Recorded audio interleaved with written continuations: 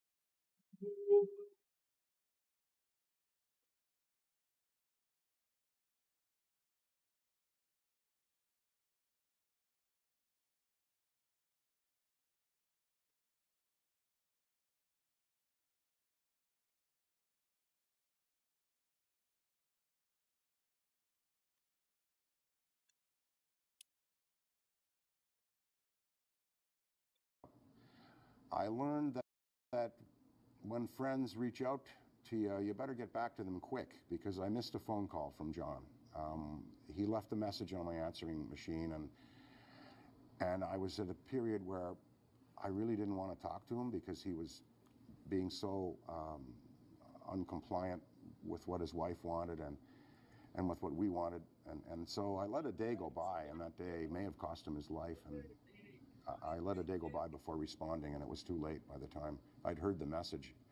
He was gone. So that, when your friends reach out to you, get back to them pretty quick. I think that's the lesson right there. And I live with that all the time. Now, maybe it might have not occurred, but I missed that phone call. I heard his message and didn't call him back, and then the next day it was too late. I want to go back to Saturday Night Live. You helped to make Saturday Night Live. What do you think is the key to its survival? Let's face it, it's been on television and been very successful for a very long time. That doesn't happen very often. Well, I think one of the first things is Lorne Michaels. You know, his drive, his understanding of humor and talent, and the whole composite of the show. I think that's the reason it's there, and his tenaciousness and hanging on and fighting the network to stay with the sense of integrity that the show always had. I think that's the primary reason, and then also from that he picks just great talent. Look at the people that came after him. Us, you know, Hartman and Farley and you know, Eddie Murphy and Farrell and oh man, Wig and, you know, McKinnon, all the stars of today and all the stars that came after. He picks great talent. He picks great writers. And I think that the political situation in America now makes this humor more necessary than ever.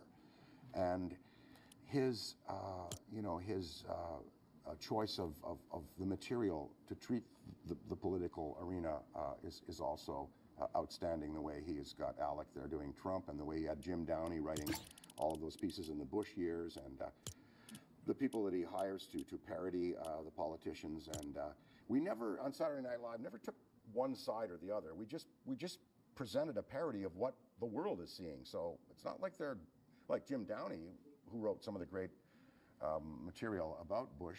You know, he's a Republican. You know, you'd think that was come from a Democrat's heart, but not really. And so ain't too many divisions there politically at SNL. So I think it's the political arena has always driven it. In our time, it was Nixon and you know, the tapes and him praying before the portrait, and that sketch of Belushi and I, him as Kissinger, and then Carter. We treated Carter and Ford, and so Saturday Night Live has always been a place for necessary satire, and the political situation in America makes a rich field for it. You impersonated President Nixon, President Carter. Can you still do a reasonable Nixon? Well, Dan, thank you so much for having me here today. Of course, a lot has been said, but in the end, I believe that I did the right thing. I may have let some people down, but for me at that time, see, the president, he always said, the president is not accountable. Not accountable, Dan. And I think that's what the people should realize in the end, in the final analysis. I mean, you know, the guy is like, you know. Well, Don, what don't a put you on the spot. But it's always amazed me you could do that, which is, and not patting my own part, I was at the White House as correspondent, of course, during the Nixon years. I know, Yeah, fantastic. right on the money. But then to turn around and be able to do Jimmy Carter, a completely, totally different personality and character. Yeah, well, you know, Jimmy, he was kind of casual in ways of delivery and that Southern style and nice. He just came across as a nice person, you know. And, you know, and the way he talked, that's that Southern drawl and the way he made eye contact with people. It's Old boss says, well, there's not much more. you're up there in my estimation, well, anyway. Hello, I'm Shelley Duvall. Welcome to Fairy Tale Theater. Fans were shocked when Shelley Duvall appeared on the Dr. Phil show and made some disturbing admissions about her old co-star, Robin Williams. She was the 1970s actress that audiences came to know and love for her distinctive look and odd, eccentric characters. What'd she say Her about most Robin famous Williams role then? as Wendy Torrance in The Shining, however, might have pushed her over the edge. But there's no question about it. The wide-eyed girl was born to be a star. Duvall's famous quirkiness wasn't an act. She was born that way, and she definitely didn't get it from her parents, who were real estate brokers and cattle auctioneers turned lawyers. She remembers being an artistic child bursting with energy, but that energy didn't always have a good place to go, and her parents could barely keep up. She would rip around their house, knocking things over and leaving chaos wherever she went. Her mother eventually gave her the nickname Manic Mouse. As a child, Duvall never considered a career in entertainment, despite her entertaining personality. In fact, she wanted to be a scientist, and at first, that's what she pursued. But one gruesome moment changed everything. One fateful day in biology class, her teacher had the students observe a vivisection of a monkey. Her gentle heart and stomach couldn't take it.